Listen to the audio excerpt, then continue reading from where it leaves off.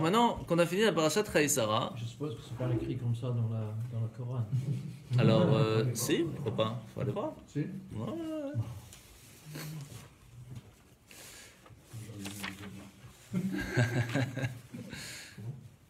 Alors maintenant qu'on a fait la parashat Chaïsara, on va commencer la parashat Toldot. Parashat Toldot, nous sommes au moment où... Salut Olivier. Lechaim.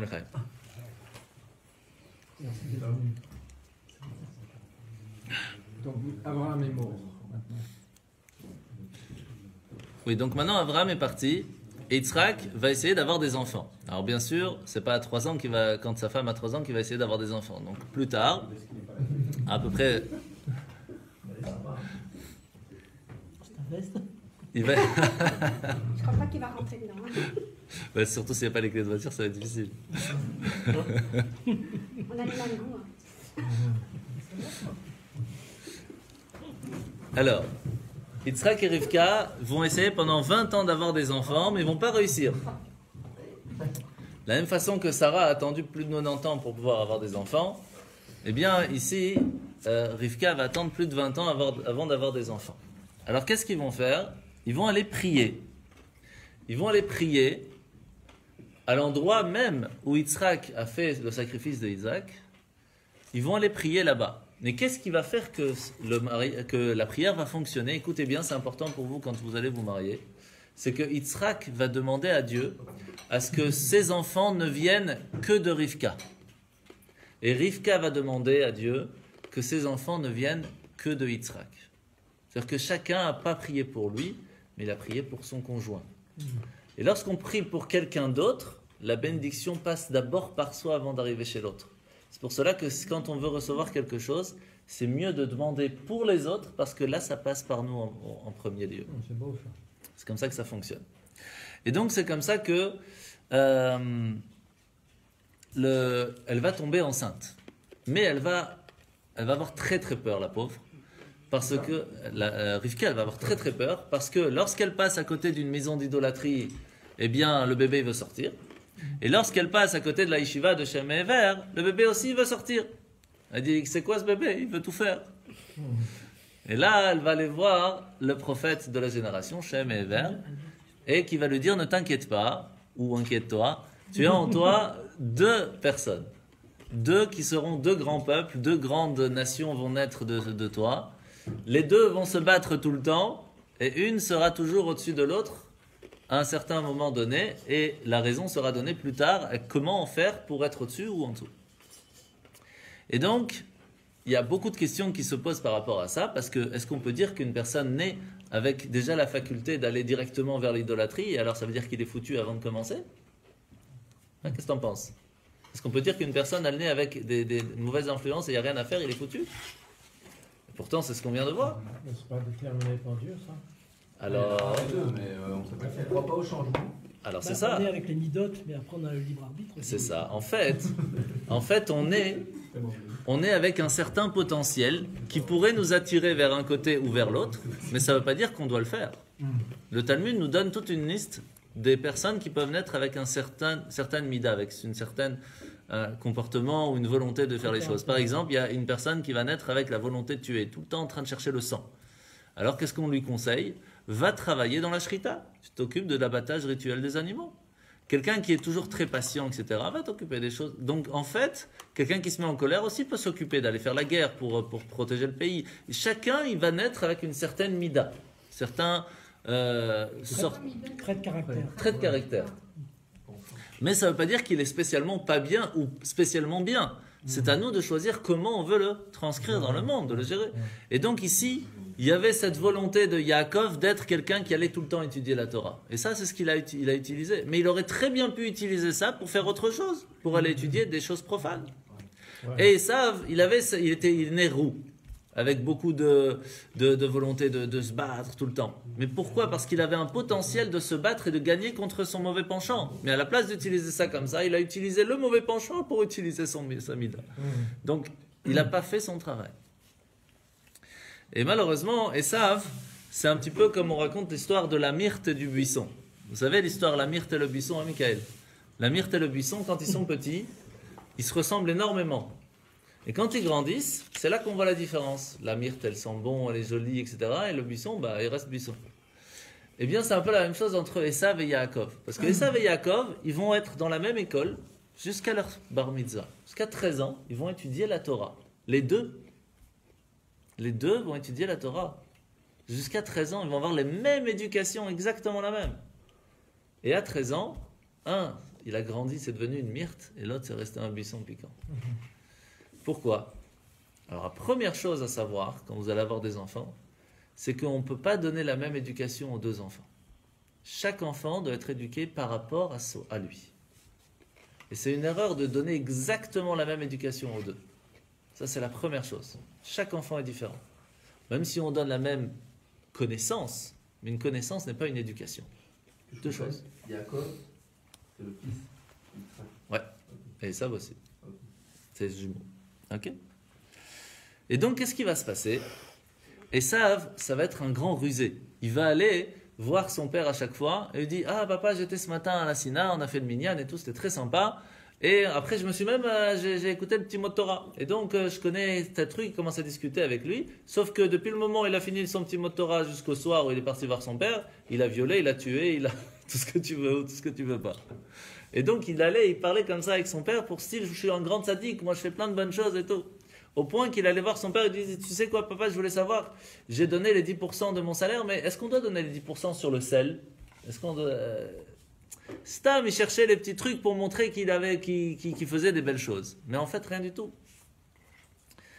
Et tellement il voulait essayer de ruser son père, qu'il est même parti se marier avec la fille de Ishmaël. On va voir un peu plus tard pourquoi. Mais il y avait un souci ici. C'est que, vous savez qu'Abraham, avec Ishmaël, il a fait une erreur d'éducation. C'était quoi? C'est qu'il a tout laissé. Il n'a pas dit ça, il ne faut pas faire. Et ça, malheureusement, quand on ne dit pas stop à son enfant, c'est pas bon pour lui. Parce que ça peut tourner en catastrophe. Alors qu'est-ce qu'il a voulu faire, Yitzhak? Un peu l'inverse. Je vais tout interdire. Tout strict. Et ça, malheureusement, ça peut faire qu'un enfant, au bout d'un moment, quand c'est tout fermé, quand il ouvre la porte, ça explose. C'est ce qui s'est passé avec Esav. Et lorsque ça a explosé, le père ne savait plus quoi faire. Alors il a toujours prié pour qu'il fasse teshuva, mais c'était déjà foutu, c'était déjà très tard. C'est jamais trop tard, mais malheureusement ça n'a pas fonctionné.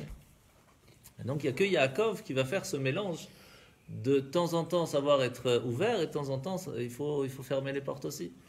Et donc c'est pour ça que c'est Yaakov qui va avoir les 12 tribus et pas Avraham ni Yitzhak. Alors il faut savoir aussi que pourquoi Rivka ne va pas, elle, être la mère des 12 tribus, parce que lorsqu'elle va être enceinte, elle va beaucoup pleurer. Elle va dire: oh là là, c'est dur, mais comment je vais faire si c'est moi qui dois faire les 12 tribus? Et comme elle va beaucoup pleurer sur sa grossesse, et ben Hacham lui dit: bah, si tu veux pleurer, bah, tu seras plus enceinte. C'est tout. Donc c'est pas elle qui va mériter d'avoir les 12 tribus. Donc je peux pas parler en tant qu'homme, mais il faut faire attention quand on est enceinte de pas trop pleurer, même si c'est difficile. En tant qu'homme, je peux pas me permettre de dire ça, mais c'est un peu ça. Voilà, on peut passer le message. Et donc, arrive l'histoire du droit d'aînesse. Vous vous rappelez l'histoire du droit d'aînesse? Non. Abraham va mourir. Vous vous rappelez de cette histoire? On vient d'en parler, Abraham va mourir. Et qu'est-ce qu'on fait dans les cas où une personne part de ce monde?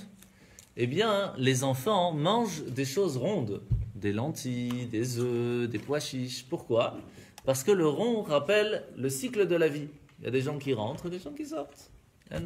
Et c'est une façon de montrer aux endeuillés qu'il ne faut pas s'inquiéter, entre guillemets. La personne, elle est peut-être partie, mais vous êtes là, vous allez amener des enfants, c'est eux qui vont continuer l'héritage de vos parents. Et donc, qu'est-ce qui va se passer? Yaakov, le jour de la disparition de son grand-père, il va préparer des lentilles pour son père.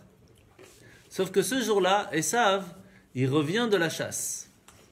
Et il revient et il n'a plus le goût de vivre. Pourquoi il n'a plus le goût de vivre? Parce qu'il venait de faire un meurtre. Lorsqu'une personne tue un autre, il perd le goût de vivre. Et donc, il revient là-bas et il dit: j'ai faim. Il dit: oui, mais je ne peux pas te donner de ces lentilles, parce que c'est les lentilles que j'ai prévues pour papa, pour Yitzhak. Il est endeuillé, papy il est parti. Il dit: mais qu'est-ce qu'on s'en fout maintenant? Donne-moi, j'ai faim. Il dit: je ne peux pas te donner ça, c'est pas possible. Alors il lui dit: dis-moi ce que tu veux, je te donne, j'ai faim maintenant. Il dit alors tu sais quoi, donne-moi ton droit d'aînesse, de toute façon ça te sert à rien, tu t'occupes que de ton corps, tu t'en fous de tout ce qui est spirituel. Qu'est-ce que ça te change? Il dit t'as raison, qu'est-ce que je m'en fous moi, droit d'aînesse, pas droit d'aînesse, dans le ciel on va recevoir des bénédictions, pas des spirituels, des trucs, qu'est-ce que je m'en fous maintenant? De toute façon il avait plus déjà le goût de vivre. Et donc il a dit ok on fait un contrat. Il dit ok on fait un contrat mais tu me donnes quand même de l'or, de l'argent, je vais pas te donner mon droit d'aînesse comme ça. Et donc il va lui donner de l'or, de l'argent, etc. Et le repas qu'il va lui donner, en fin de compte, n'était que, entre guillemets, le dessert du contrat sur la vente du droit d'aînesse. Et il va même inviter ses amis en leur disant « Venez, regardez, j'ai vendu mon droit d'aînesse, regardez ce qu'on va s'éclater maintenant, venez. » Et tous les brigands sont venus pour manger les lentilles de Yaakov. Sauf qu'il va en pleurer après, parce que comme il a perdu le droit d'aînesse, il est plus premier-né. Donc c'est plus lui qui prend la bracha, la bénédiction. Comment ça se fait qu'il a dit donne-moi de ce rouge? Oui, Adam Azé, exactement. Parce que les lentilles, il les a fait rouges, spécialement. Et pourquoi rouges? Parce que, premièrement, il était roux, Esav, mais surtout parce que, plus tard et jusqu'à aujourd'hui, les descendants de Esav sont appelés les Édomites, les gens de Édom. Et la galoute, l'exil qu'on a aujourd'hui, c'est la galoute d'Édom. Tous les problèmes avec... Donc c'était lui le premier conçu. Exactement. Le premier qui est sorti, c'est Esav, mais le premier conçu, c'était Yaakov. Ok. Et donc officiellement, c'était Esav le premier-né, mais comme le Yaakov, c'était le premier conçu, il peut mériter d'être le premier-né aussi. C'est bien, tu t'es rappelé la dernière fois, Razak. Les faux jumeaux, c'est pas comme ça? On ne sait pas. Ça, c'était pas des vrais jumeaux. C'était des faux jumeaux. C'était sûrement, ouais. Il y en a qui étaient Oui, il y a un qui était Ça barré. a changé un jumeau, faux jumeau. C'est le fait de sortir simultanément. Non, parce que dans le premier conçu, quand c'est des vrais jumeaux, c'est une question. Les faux, ils ne se ressemblaient pas. Donc, à mon avis. Ouais. Ça va une étude. Et donc, qu'est-ce qui va se passer? À ce moment-là, Esav, il va être très très très fâché de cette histoire. Et il va vouloir plus tard tuer son frère. Et c'est pour cela que lorsque on parle d'un animal pas cachère en règle générale, quand on dit attention, cet animal, faut pas le manger, c'est lequel qu'on fait toujours le plus attention? Le cochon, voilà, exactement. Pourquoi? Parce qu'il fait un peu comme Esav. Esav, qu'est-ce qu'il faisait? Il allait voir son père. Papa, j'ai appris ça, j'ai fait la prière ce matin. Mais en fin de compte, derrière, il faisait les pires des choses. Et cet animal qu'on vient de parler, c'est la même chose. Il vient et il dit regardez, j'ai les sabots fendus. Mais il ne rumine pas. C'est-à-dire qu'il dit je suis à moitié cachère, c'est bon, ça passe. Et ce moitié cachère-là, c'est pire que quand c'est pas cachère. Cette hypocrisie comme ça de dire je suis à moitié, c'est encore pire. Donc il faut faire encore plus attention dans les endroits où on vous dit oui c'est juif, c'est cachère, c'est tout ce que tu veux, et que derrière c'est encore pire, parce que c'est pire que quand c'est pas du tout pas cachère. Et donc qu'est-ce qui va se passer? Yitzhak va perdre la vue. Alors il y a plusieurs raisons pourquoi il perd la vue et comment ça va se passer. Alors en fait au moment du sacrifice d'Yitzhak, les anges vont pleurer qu'ils vont voir Yitzhak qui est en train de se faire sacrifier, ses larmes vont couler dans les yeux de Yitzhak et doucement il va perdre la vue. Mais pourquoi est-ce qu'il va perdre la vue? Pourquoi est-ce qu'Hachem va faire ça?